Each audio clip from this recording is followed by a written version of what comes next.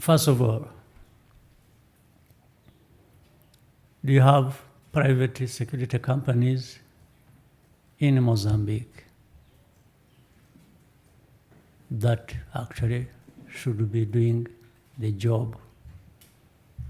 Whatever security company that was hired in Mozambique would be doing, and then these people came and took the job away from them. That's number one.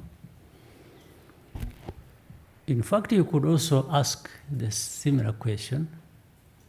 You would say, what are your troops doing in our country since we have an army in Mozambique? You could easily ask that. You could easily say, why are you in Mozambique? We have the police, we have the army as well in Mozambique. If we hadn't been asked to come, or if we had nothing to do there except maybe create problems for Mozambique, we should have not have been there at all. But we are there. And we are there working with the institutions in Mozambique to solve a problem that through bilateral arrangement we arrived at. So with this security company, therefore, I guess I don't have many details. There are people who get involved with this. They are hired to do a job that the army or the police, both of Rwanda or Mozambique, working together, are not going to do. Not because they are not able to do, but because maybe there is already a big task ahead of them. There are things they are dealing with that they would rather leave this part to private institutions to deal with. So that's how a private company, irrespective of where it belongs, would be in Mozambique to do that. And in fact, I don't know who hired them. They can be hired by government or invited by government to do that. Like the police and the army were invited to do work there. Or they could be hired or invited by private entities in Mozambique. For example, you in that part of Cabo Delgado, you are aware there are so many investments going on. So companies making those investments, huge investments, are free, I guess, should be free to invite whichever company to work with them or for them in a way of business to do that work.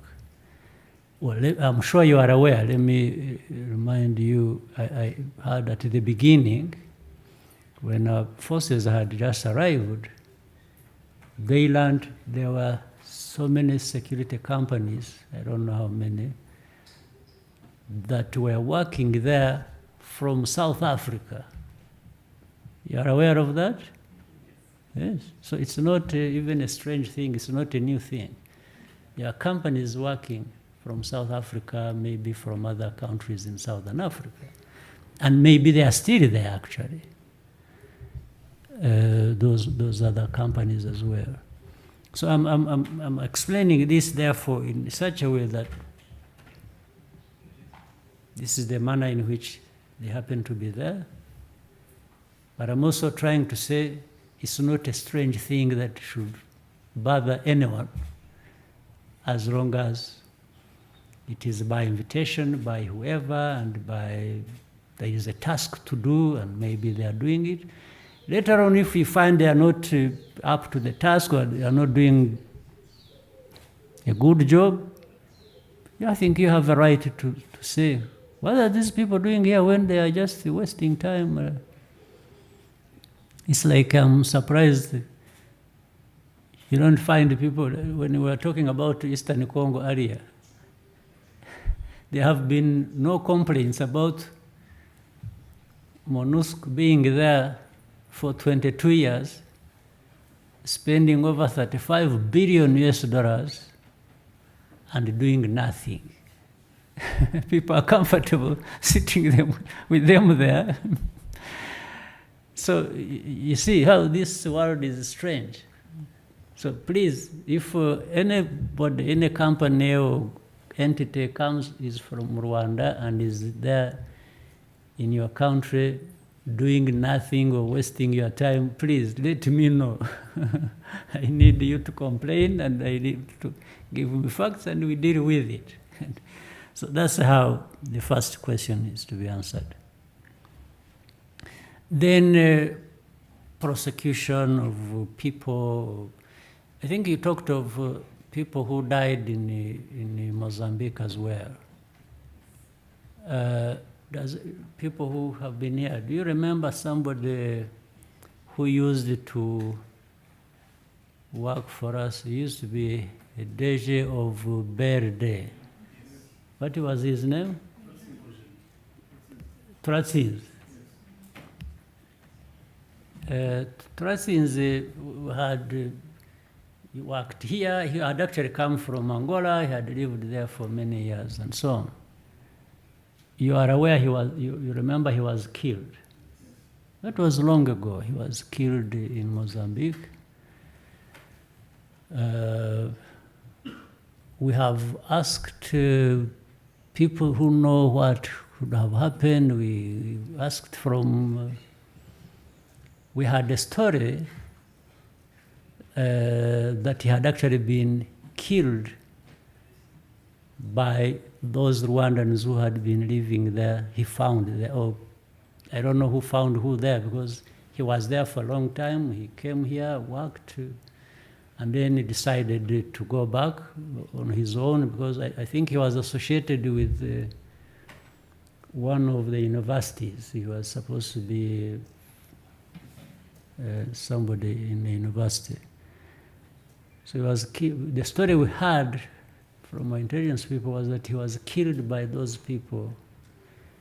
And then 2 other people died after for being said to be associated with the government of Rwanda.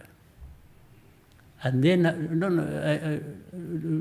I'm still coming. The ones you are talking about are different. The ones I'm talking about are different. So there are those who were actually associated, who were killed because they were saying they were associated with Rwanda. 2 others on top of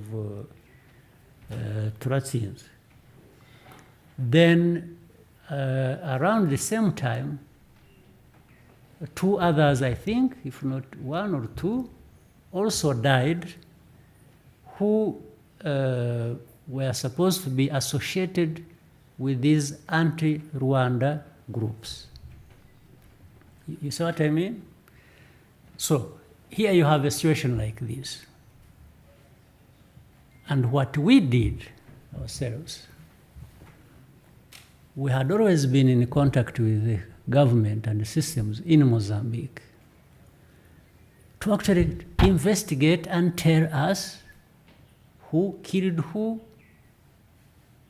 in this situation. Whether these were people who were anti-Rwanda who were killed, or those actually who were killed because the information had it, they were killed because they are associated with the government of Rwanda. So how do you resolve a problem like that? And it was up to Mozambique and the system to investigate and tell us what happened. Nobody ever told us what happened. So you can find out yourself, or you can investigate, and work with the systems in Mozambique and tell us what happened. Up to now, we don't know what happened in those like 4 or 5 cases. Now, if governments work together, therefore, to say, there is a lot going on between us, we are working together and so on. In the whole way of working together, we need to clear the atmosphere.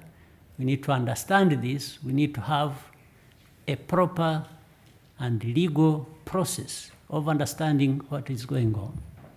What would you prefer? To leave the problem as it was before, where somebody dies and you just leave it to the media to speculate and say he was killed by so-and-so, the other one was killed by so-and-so, and leave it at that and keep going with more killings? Or you want really governments to work together to rein this in? Because already it's an indication that there is a problem.